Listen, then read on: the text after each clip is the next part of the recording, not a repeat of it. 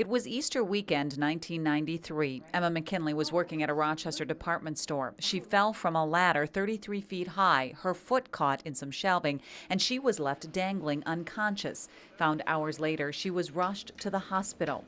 Some might say she was lucky she survived. In the very beginning, my thoughts were, that this will heal in a couple months. But it didn't.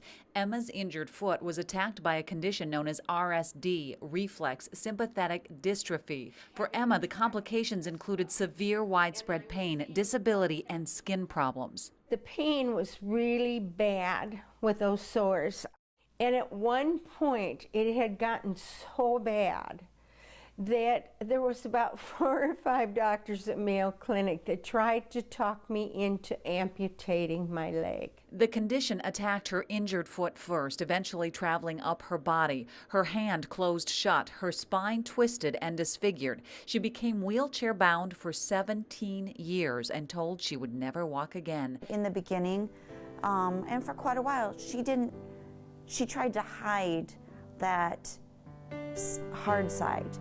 Not because she didn't want to share, but she didn't want a burden. And as things went from bad to worse, her faith only strengthened. But God, I made him my partner.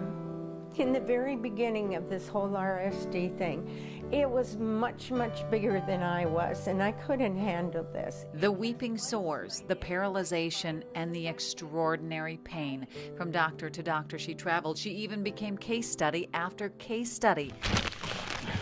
To cope, she was put on a sea of drugs, including 2,000 milligrams of morphine daily. And one doctor even said to me, he said, "Emma, you mean to tell me you wouldn't amputate that leg to save your life?"